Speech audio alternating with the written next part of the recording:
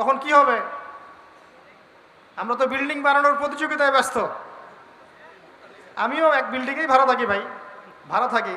আর আমার পরিবারকে বলি যে আল্লাহ পাক যদি কখনো সামর্থ্য দেয় আমাকে ছোট করে কোনো বাসা টাসা করার, আমি কোনোদিনও ফ্ল্যাট কিনবো না ইনশাআল্লাহ। কারণ আমি জানি যে একটা বড় ভূমিকম্প হবে, আমার মন বলে। আল্লাহ মাফ করুক, আল্লাহ পাক মাফ করুক আমাদেরকে। তাই ভাই একতলা দুইতলার বেশি যায় না। যদি আল্লাহ না করে এমন কিছু হয়েও যায়, তবে অ্যাটলিস্ট আপনি সেফ থাকবেন ইনশাআল্লাহ। ওই জন্য আমরা একতলার চিন্তা করতেছি, যদি কিছু পাইও আল্লাহ পাক যদি কোনোদিন আমাদেরকে একটু জায়গার সামর্থ্য দেন, একতলা বাড়ি, একতলা হায়েস্ট দুইতলা, এর বেশি না। টিন শেড হলে আরও ভালো হয়। জাপানের মানুষ ওরা কাগজ দিয়ে বাড়ি বানায়, ওটা ভূমিকম্প প্রবণ এলাকা। এতটুকু বলে রাখি, আল্লাহর গজবটা তো আর এমনি এমনি আসবে না, কারণ আছে তো। ভূমিকম্প আসার মূল কারণ হচ্ছে জেনা। কি কারণ ভাই? আর আপনি আমাকে বলেন ঢাকা শহরের মূল পাপ কি? আপনি বলেন তো ঢাকা শহরের মূল পাপ কি? এখন পর্যন্ত যে আল্লাহ পাকের গজব আসে নাই, এটাই আমাদের প্রতি আল্লাহর অনেক বড় রহমত। ইনশাআল্লাহ আল্লাহ পাক যেন আমাদেরকে এই গজবগুলো থেকে হেফাজত করেন, আমাদেরকে আল্লাহ পাক জেনার পাপ থেকে বাঁচান। শেষ করে দেই। শেষ করে দেওয়ার আগে তো কিছু কথা আছে, যেটা বলছিলাম একদিন হবে এক বছর, তারপরের দিন এক মাস, তারপরের দিন এক সপ্তাহের সমান। প্রথম দিন এক বছর, তারপরের দিন এক মাস, তারপরের দিন এক সপ্তাহ, তারপরের দিনগুলো আমাদের দিনের মতোই। এভাবে সে বিশ্ব শাসন করবে, চষে বেড়াবে, চষে বেড়াবে, বিশ্বের যেখানেই যাবে ফাসাদ সৃষ্টি করবে। যে তার আনুগত্য করবে সে ওকে জান্নাত দান করবে, ওর জান্নাতই জাহান্নাম। আর যে তার আনুগত্য করবে না ওকে জাহান্নামে ঢোকাবে, ওর জাহান্নামই জান্নাত। আপনারা চাচা আবু তালেবের নাম জানেন? বিশ্বাস করেন চাচা আবু তালেব একাই ইসলামের জন্য যা করেছেন আমরা সবাই মিলে তা করতে পারি নাই, পারবও বলে মনে হয় না। আর কোন অবস্থায় করেছিলেন? যখন চতুর্দিক থেকে আল্লাহর নবীকে আক্রমণ করা হচ্ছে, কেউ গালি দিচ্ছে, কেউ হত্যার চেষ্টা করছে, কেউ উঠে নাড়ি ভুড়ি চাপিয়ে দিচ্ছে, কেউ বলছে পাগল, নাউজুবিল্লাহ, মাজনুন, মিথ্যাবাদী, নাউজুবিল্লাহ। চতুর্দিক থেকে সামাজিক, রাজনৈতিক, অর্থনৈতিক নির্যাতনের মধ্যে এক চাচা আবু তালেব তাকে আগলে রেখেছেন। কিন্তু চাচা আবু তালেব শেষ পর্যন্ত মুসলিম হতে পারেন নাই। সাহাবীরা জিজ্ঞাসা করেছিলেন, ইয়া রাসূলুল্লাহ সাল্লাল্লাহু আলাইহি ওয়াসাল্লাম, নবীর নাম আসলেই দরুদ পড়বো, কি বলবো? একবার পড়লে 10 নেকি হবে ইনশাআল্লাহ, 10টা গুনাহ মাফ হয়ে যাবে ইনশাআল্লাহ। আল্লাহ পাক 10 বার রহম করবেন, আপনার মর্যাদা 10 গুণ বেড়ে যাবে। সবচেয়ে বড় কথা, আল্লাহর নবী আপনার জন্য সুপারিশ করবে ইনশাআল্লাহ। তো তিনি এত সাহায্য করার পরে সাহাবীরা বলেছিলেন যে আল্লাহর নবী সাল্লাল্লাহু আলাইহি ওয়াসাল্লাম তিনি যে আপনাকে এত সাহায্য করলেন, কিয়ামতের মাঠে কি তিনি কোনো আজর পুরস্কার পাবেন না? তখন নবী সাল্লাল্লাহু আলাইহি ওয়াসাল্লাম বললেন যে আমি যদি না থাকতাম তাহলে আল্লাহ পাক তাকে জাহান্নামের অনেক নিচে রাখতেন। আমার কারণে আল্লাহ পাক তাকে জাহান্নামের উঁচু স্থানে রাখবেন, যাতে তার পায়ের গোড়ালি পর্যন্ত আগুনে ডুবে থাকবে, এতেই তার মগজ টকবক করে ফুটতে থাকবে। বলি নাউজুবিল্লাহ। এখন আমরা কি একটু বুঝতে পারছি ভাই যে আল্লাহ পাক যে আমাদের সবাইকে মুসলিম পরিবারে জন্ম নেওয়ার তৌফিক দিয়েছেন, এই শুকরিয়াটা কি আমরা আদায় করতে পারবো? আজকে থেকে নিয়ে যদি আমরা কিয়ামত পর্যন্ত সেজদায় পড়ে থাকি, এই শুকরিয়াটা কি আপনি আদায় করতে পারবেন? কিন্তু এখন হতভাগা সেই মুসলিম পরিবারের ছেলে মেয়েরা নামাজ পড়ে না, নামাজ পড়ি না আমরা, যাকাত ফরজ হয়ে গেছে সেই কবে যাকাত দেই না, পর্দা করি না, দিনের জ্ঞান অর্জনের চেষ্টা করি না, কোরআন তেলাওয়াত করা শিখি না, একটু আলেমদের কাছে এসে পরামর্শ করব সেটা করি না, মাদ্রাসায় দু একটা কিতাব পড়বো সেটা চেষ্টা করি না, আল্লাহ পাকের জমিনে যে আল্লাহ পাকের আইন মেনে চলবো সেটাও করি না। তো এখন আমরা কত বড় হতভাগা একটু চিন্তা করি। তো শুকরিয়া আদায় করতে হবে না যে আল্লাহ পাক মুসলিম পরিবারে জন্মগ্রহণ করার তৌফিক দিয়েছেন? তাহলে আজকে থেকে নিয়াত করি ইনশাআল্লাহ পরিপূর্ণরূপে মুসলিম হব ইনশাআল্লাহ। আল্লাহ পাক সূরা বাকারায় বলেছেন উদখুলু ফিস সিলমি কাফা, তোমরা পরিপূর্ণরূপে ইসলামে প্রবেশ করো। এখন আমাকে বলেন দেখি, পরিপূর্ণ প্রবেশ মানে কি? পরিপূর্ণ প্রবেশটা মানে কি? এই বোতলের মধ্যে পানি আছে, একটু ফাঁকা দেখা যায়? যায় কি যায় না? তাহলে কি বোতলটা পানি দিয়ে পরিপূর্ণ না? যদি একদম টইটুম্বর থাকতো আমরা বলতাম বোতলটা পানিতে পরিপূর্ণ। এখন আমরা একটু চিন্তা করি যে আমরা যারা মুসলমান আছি, বাংলার মুসলিম, আমরা কি পরিপূর্ণরূপে ইসলাম পালন করতে পারছি কিনা বা করছি কিনা? আমাদের সামনে যতটুকু সুযোগ আছে এতটুকুই করছি কিনা? নামাজ পড়তে সরকার বাধা দেয়, দেয়? রোজা রাখতে বাধা দেয়, যাকাত দিতে বাধা দেয়, পর্দা করতে বাধা দেয়। কিছু কিছু ইউনিভার্সিটি টেকনিক্যালি বলে আর কি পর্দা না করতে, তাই না? সরাসরি তো বলার সাহস পায় না। কিন্তু আপাত দৃষ্টিতে তো আপনার সামনে ইসলাম পালন করার সুযোগ আছে, আছে না নাই? কোরআন তেলাওয়াত করা শিখবেন, কেউ বাধা দিবে? মাদ্রাসা আমরা যদি করি প্রত্যেকটা গ্রামে গ্রামে, সরকার বাধা দিবে? বাধা দিলে তো সে শাসন ক্ষমতায় থাকতে পারবে না, তাই না? কারণ জনগণ তো মুসলিম, মুসলমানদের চাহাত এর দিকে লক্ষ্য রেখেই তো তাকে শাসন কার্য পরিচালনা করতে হবে, নাকি? তো এখন আমাদের সামনে যে সুযোগ আছে এই সুযোগটুকু কি আমরা নিচ্ছি? আমরা কি সবাই মুসলিম, কালিমা পড়া মুসলিম? সবাইকে নামাজ পড়ছি? সবাই কি আমরা সুন্নতের উপর আছি?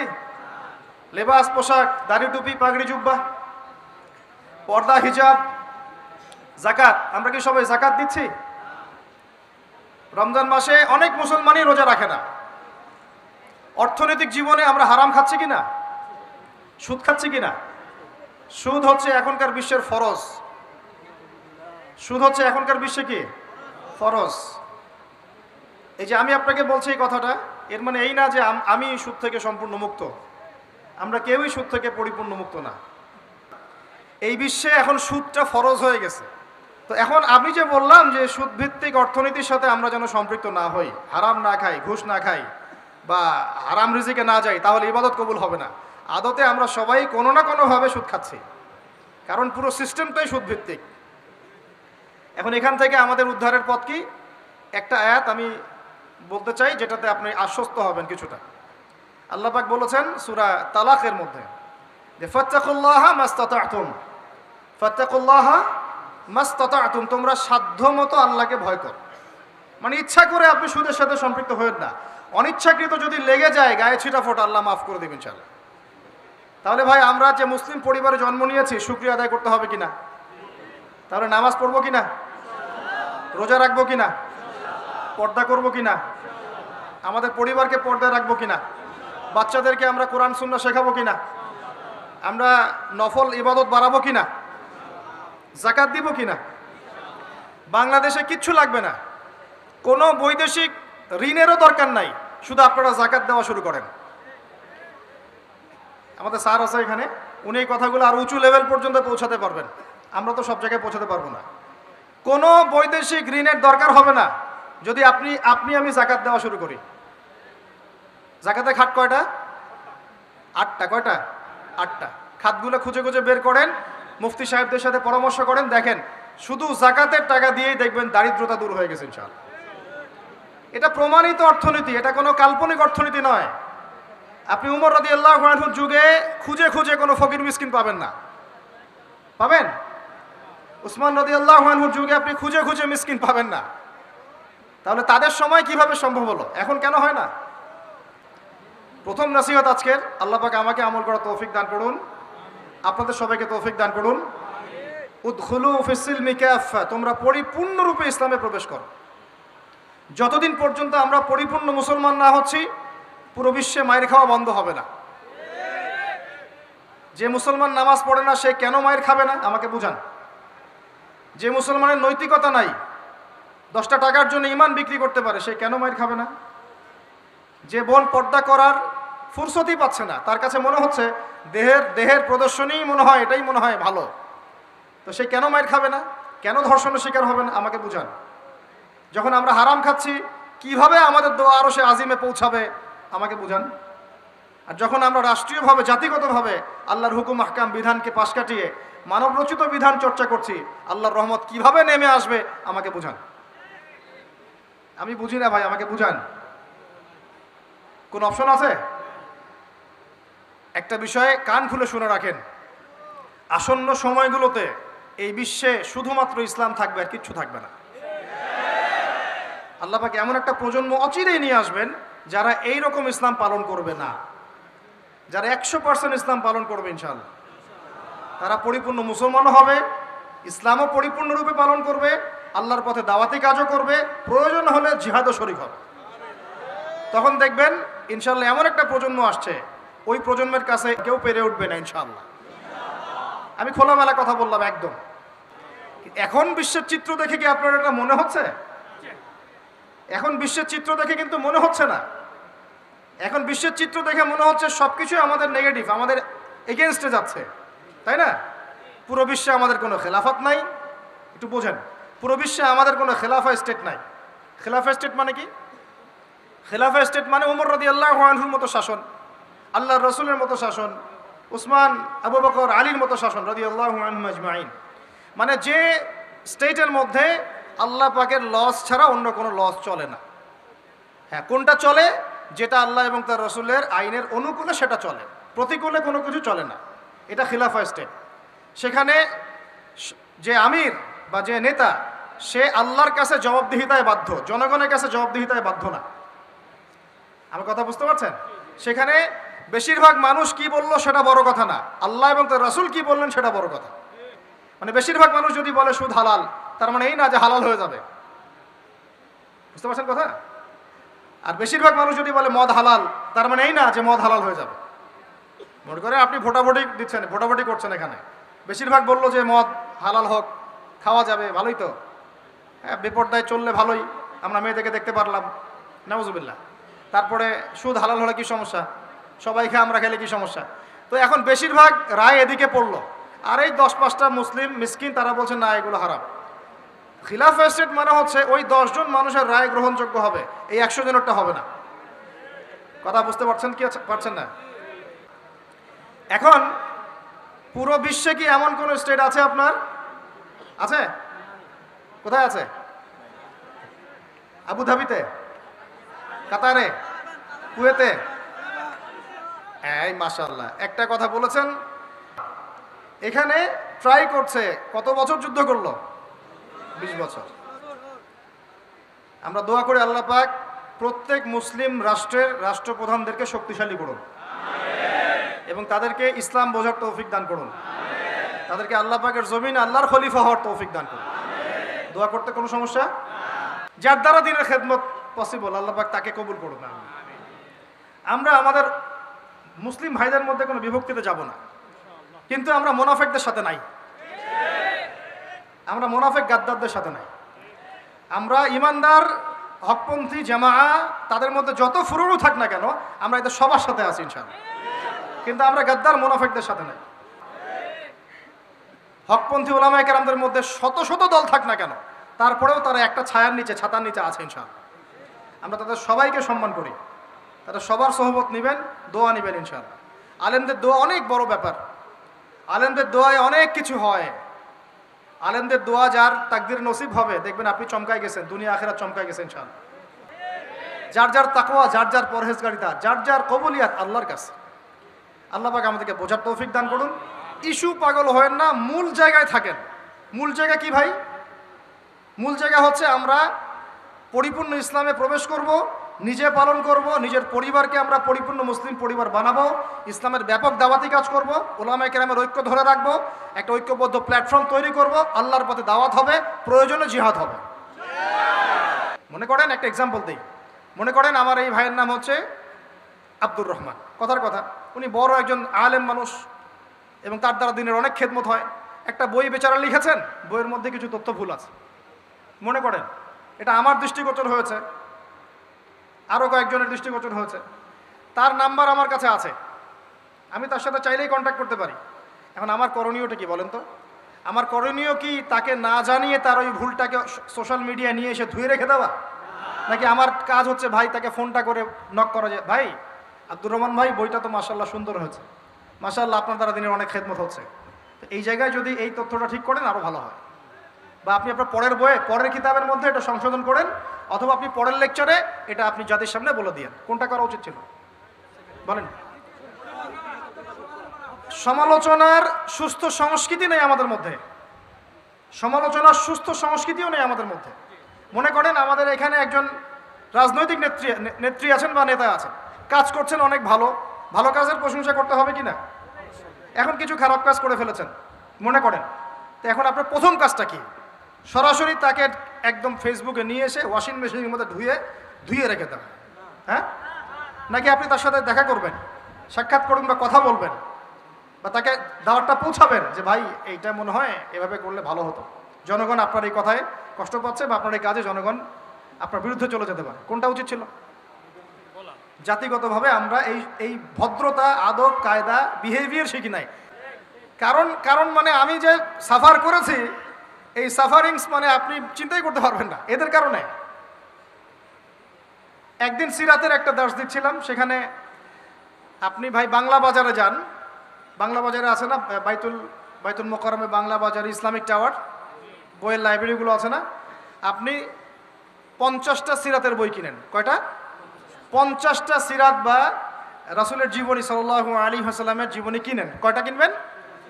এই 50টা বইয়ের মধ্যে মিনিমাম 40টা বইয়ের মধ্যে আপনি পাবেন কি পাবেন? লেখকরা লিখেছেন যে রাসূল সাল্লাল্লাহু আলাইহি ওয়াসাল্লামের উপর যখন প্রথম ওহী এসেছে তখন তিনি ঘাবড়ে গিয়েছিলেন। খাদিজা রাদিয়াল্লাহু আনহার কাছে গিয়ে বলেছেন, আমাকে চাদর দিয়ে আবৃত করুন, ওয়াকাদ খাশিতু আলা নাফসি, আমার ভয় লাগছে। তিনি সান্ত্বনা দিলেন, আপনার কোনো ভয় নাই, আপনি এতিমের দেখাশোনা করেন, বিধবার পাশে থাকেন, মাজলুমের পাশে থাকেন, ইনশাআল্লাহ আল্লাহ আপনার কোনো ক্ষতি করবেন না। তিনি রেস্ট নিলেন। রেস্ট নিতে নিতে তার কাছে ওহী আসা কয়েকদিনের জন্য বন্ধ হয়ে গেল। যে বন্ধ হয়ে গেছে তিনি খুব পেরেশান যে ওহী একবার আসলো, জিবরাইল আলাইহিস সালাম একদিন আসলেন, আর আসেন না কেন? কি হলো? 5টা আয়াত নাজিল হয়ে সব থেমে গেল, আসছেন না কেন? কি সমস্যা? তো এই মানসিক চিন্তায়, পেরেশানিতে একাধিকবার তিনি পাহাড়ে উঠেছেন নিজেকে শেষ করে ফেলার জন্য। 50টা সিরাতের বইয়ের মধ্যে 40টার মধ্যে এখনো লেখা আছে, আপনি দেখতে পারবেন। না পারলে যদি না থাকে, সবচেয়ে শ্রেষ্ঠ বই আর রাহিকুল মাখতুমেও আছে, সবচেয়ে শ্রেষ্ঠ বই আর রাহিকুল মাখতুম আছে। আমার বাসাতেও 100-র উপর সিরাতের বইয়ের কালেকশন আছে ইনশাআল্লাহ, কিন্তু আমি এটা নিয়ে আর কোনো কথা বলি নাই। বইও আছে, লেখকও আছে, প্রকাশনা সংস্থাও আছে, সেই কথাগুলো এখনও আছে, কিন্তু সেই ইস্যুটা আর এখন আর নাই। তাহলে ওই সময় 2 বছর 3 বছর আগে ইস্যুটা কেন তোলা হয়েছিল? এটা হলো আপনার মিডিয়ার কারসাজি, যার দ্বারা দিনের কোনো খেদমত হবে ওকে মানুষের সামনে ছোট করার চেষ্টা করে। তো এতই যদি সমস্যা, তাহলে এখন বইগুলো ব্যান করে দেয় নাই কেন? আমি লাইনটা স্পষ্ট করে বলছি, পাহাড়ের উপরে উঠে নিজেকে শেষ করে ফেলার চেষ্টা করেছিলেন, এভাবে লেখা আছে, দেখেন না আপনি। না থাকলে আমার নামটা চেঞ্জ করে ফেলবো। তিলকে তাল বানায় ফেলতে পারে, তিলকে পুরো তাল বানায় ফেলতে পারে। তখন মানুষ ওইটা নিয়ে সারা দেশ তোলপাড়। একদিন এক্সাম্পল দিচ্ছি, কোরআন হাতে নিয়ে রায়হান আছে নাকি এখানে? আসস তো তুই। ও বেচারা কি করছে, ও বোঝে নাই, ও তো ছোট ছেলে মানুষ, ও বোঝে নাই। ওই থামলাইন দেওয়ার সময় এটা বাম হাত হয়ে গেছে। কি এটা কি হয়ে গেছে? এরই বাপরে বাপ, যে ধোলাইটা করলো আমাকে, ওয়াশিং মেশিনে ঢুকে একদম ধুয়ে সাফ করে ফেলেন মিডিয়া। আর ডক্টর জাকির নায়েক স্যার আমাকে বলেছিলেন, এই সাক্ষাতেই বলেছিলেন যে নিজের গন্তব্যে অটল থাকবা, নিজের গন্তব্যে অটল থাকতে হবে একজন দায়ীকে। আশেপাশে অনেকে অনেক কথা বলবে, কোনো কথা কানও দেওয়া যাবে না। এবং তুমি যদি এগুলোর অ্যান্সার, প্রতি উত্তর দিতে চাও, তোমার গন্তব্য থেকে সরে যাবে। এই জন্য কোনো কথা বলিনি, কিন্তু হেভি ধোয়া ধুইল একদম, গালি গালাস এটা সেটা। তারপরে তো বোঝা গেল যে আসলে এটা ডান হাতে ছিল, কিন্তু তখন যারা ধুয়েছিল আমাকে ওয়াশিং মেশিনের মধ্যে, তারা কিন্তু আমাকে সরি বলে না। এখন কিয়ামতের মাঠে যখন এরা উঠবে বা আমরা উঠবো, ওদের আমল নামা থেকে গীবতের নেকি দেওয়া লাগবে না? এই ঋণটা আপনি কেমন করে শোধ করবেন? এটা তো মানুষের সাথে জড়িত হক। আরেকদিন নামাজের না, একদিন উহুদের তো ওটা বাদ দেন। একজন শহীদ সাহাবীর মাকবারা থেকে যদি কেউ কোনো ঘ্রাণ পায়, মনে করেন আল্লামা তারেক জামিল হুজুর গিয়েছেন মুয়াজ বিন জাবাল রাদিয়াল্লাহু আনহুর কবরের সামনে, আপনি গিয়েছেন, মনে করেন এরকম অনেক মানুষই পেয়েছে, আপনি গিয়েছেন এমন একজন সাহাবীর কবরের সামনে যেখানে আপনি কিছু একটা ঘ্রাণ পাচ্ছেন, আপনি পাচ্ছেন, হয়তো আর 10 জন পাচ্ছে না, এই 5 জন পাচ্ছে, ওই 10 জন পাচ্ছে না, হতে পারে, পারে কি না? আল্লাহ পাকের কুদরত কারিশমা নাই?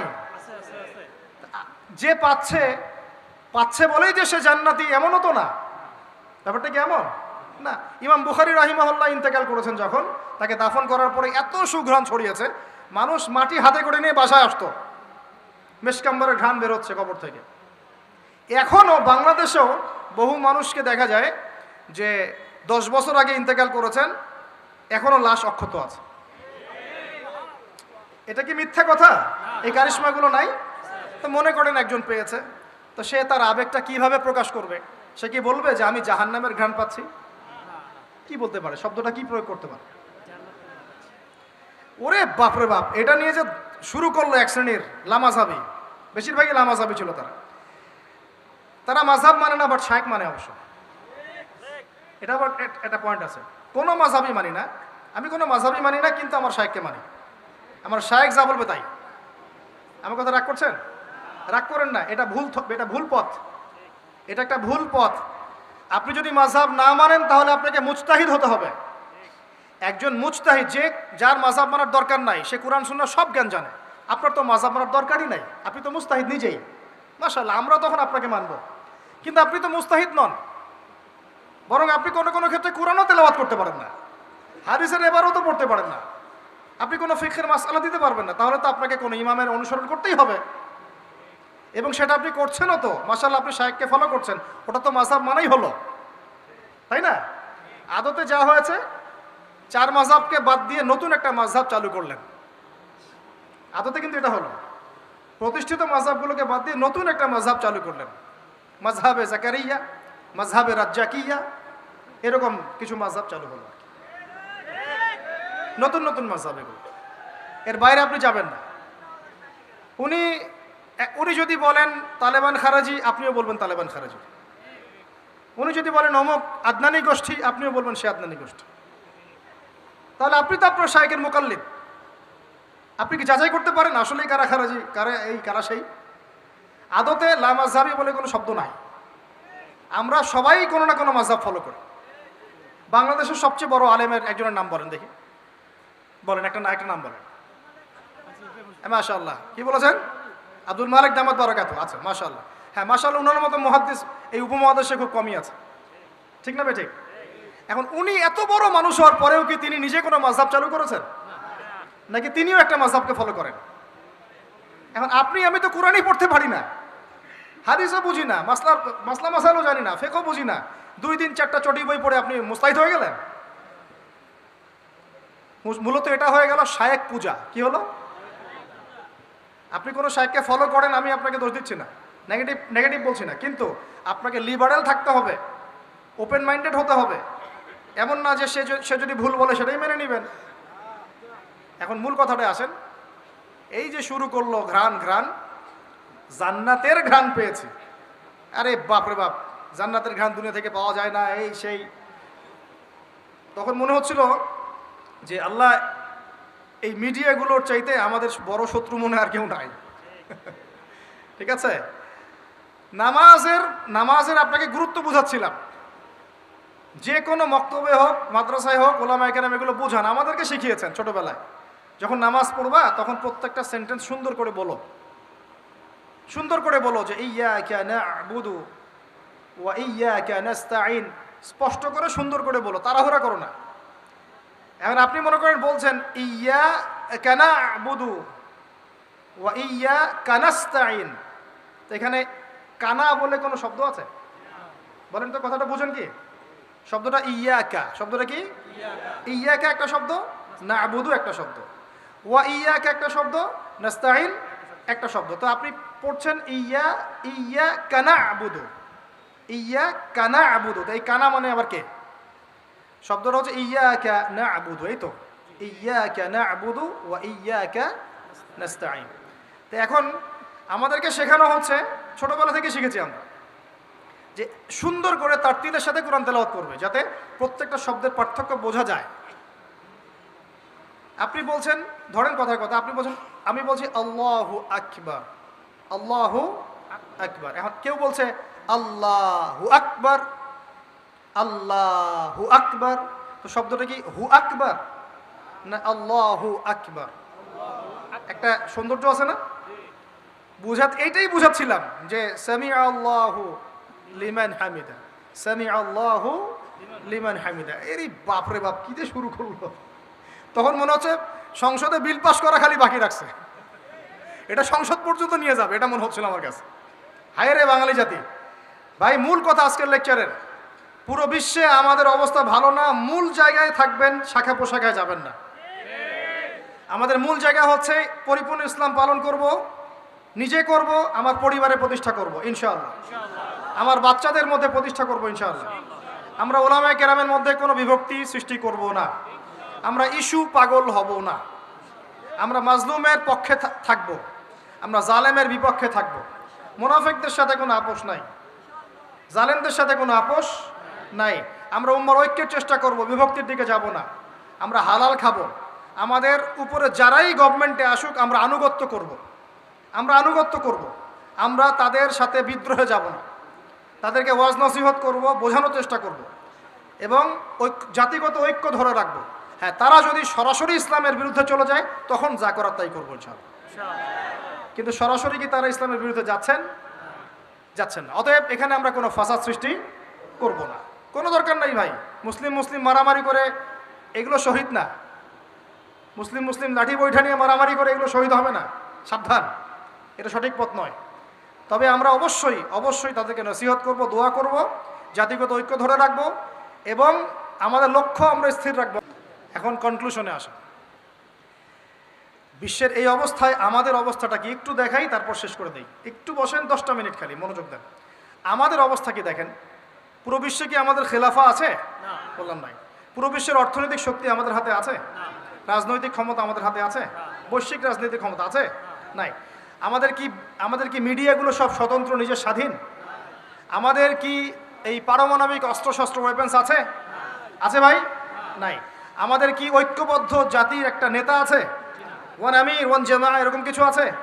নাই। এখন এই অবস্থায় আমরা যদি আমাদের অবস্থানকে উন্নত করতে চাই, এই অবস্থায় আমরা কি চাই, আগে আমাকে বলেন, আমরা কি চাই যে আমাদের অবস্থা আগের মতো হোক?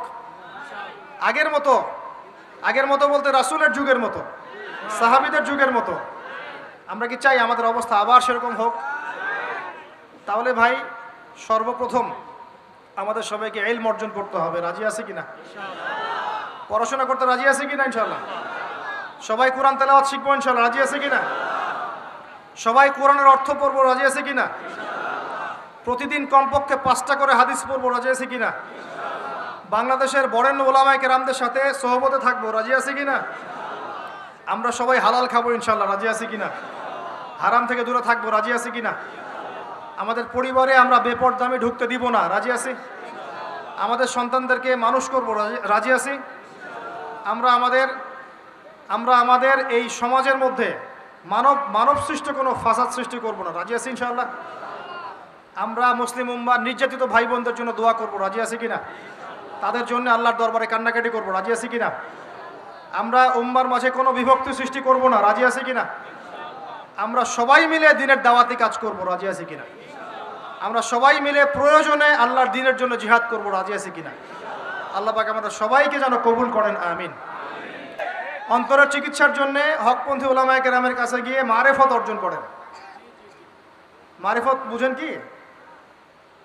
এই যে আমরা ইসলাম প্র্যাকটিস করি যেগুলো, এগুলোর মধ্যে অনেক সময় মারেফত থাকে না। এটা তাজকিয়া, আত্মশুদ্ধি, ইহসান, এগুলো আল্লাহওয়ালা মানুষের সোহবতে গিয়ে অর্জিত হয়। এমন আল্লাহওয়ালা মানুষ আছেন বাংলার মাটিতে যাদের কাছে গেলে আপনার আত্মশুদ্ধি অর্জন হবে, মনের মধ্যে নূর আসবে, তাজকিয়া আসবে এবং আপনার অন্তর্দৃষ্টি প্রখর হবে। আপনি বুঝতে পারবেন যে হ্যাঁ আসলে কি হচ্ছে। সবাই কি সব দেখতে পারে? না। ওই যে মুসা আর খিদির আলাইহিমা সালাম, মুসা কি বলছিলেন? নৌকা কেন ফুটা করলেন? বাচ্চা কেন হত্যা করলেন? তাই না? মনে আছে? দেওয়াল কেন নির্মাণ করলেন? নবী হয়েও বুঝতে পারছেন না তিনি কেন। বিকজ তার কাছে ওই বাসির আল্লাহ পাক তখন দেন নাই যা তিনি খিজিরকে দিয়েছেন। আর খিজির আলাইহিস সালাম বলছেন বাচ্চা হত্যা না করলে বড় হয়ে কাফের হবে। ওই যে গণজাগরণ মঞ্চে যাবে আর কি। কথা বুঝতে পারছেন না? আল্লাহ মাফ করুন, ছোটবেলায় মেরে দিলাম। তারপরে এই নৌকা কেন ফুটা করলাম? নৌকা ফুটা না করলে জলদস্যু নিয়ে চলে যেত। আর দেয়াল নির্মাণ করেছি, এই দেয়ালের নিচে এই এতিম বাচ্চার সম্পদ আছে। তাহলে এখানে কে সঠিক, মুসা আলাইহিস সালাম না খেদের? এটা কেবল অন্তর্দৃষ্টি। এটা অর্জিত না হলে আপনি তো বুঝতে পারবেন না আসলে কি হচ্ছে। যদি এত এত এভিডেন্স দেওয়ার পরে আপনি বুঝতে না পারেন যে সময়টা এখন ক্লোজিং ডাউন, তাহলে আমি বলবো আপনি রুহের চিকিৎসা করেন। আরেকটা চিকিৎসা হচ্ছে সূরা কাহাফ তেলাওয়াত করেন। কোন সূরা? আল্লাহ পাক তৌফিক দান করেন। আমি এখন ও এই মঞ্চ প্রস্তুত করে ফেলেছে, সে বের হয়ে কাজ করবে। আর কি করবে? সে 40 দিন বিশ্ব শাসন করবে। কতদিন ভাই? প্রথম দিনটা হবে 1 বছরের সমান। কতদিন সমান? চিন্তার বিষয় আছে না নাই? একটা দিন কেমন করে 1 বছর হতে পারে? সাহাবীরা বলছেন, ইয়া রাসূলুল্লাহ সাল্লাল্লাহু আলাইহি ওয়াসাল্লাম, তখন নামাজ পড়বো কেমন করে? আল্লাহ নবী বলছেন, সময় অনুমান করে হিসেব করে নিও। টিকটক প্রজন্মকে বলি আর আমাদের তরুণ ভাইদেরকে বলি, যারা আমরা সারাদিন খাওয়ার চাকরি বাকরি ব্যবসায় ব্যস্ত হয়ে আছি, একটু বলি, একটু দাঁড়ান, চিন্তা করেন, থামেন, চিন্তা করেন, একটু দাঁড়ান, থামেন, চিন্তা করেন। যদি একদিন 1 বছরের সমান হয়ে যায় তাহলে বিশ্বে কিছু একটা তো হতে যাচ্ছে, তাই না? অথবা এর কোনো রূপক অর্থ আছে যেটা আমরা জানি না, আল্লাহ ভালো জানেন। তার পরের দিনটা হবে এক মাসের সমান।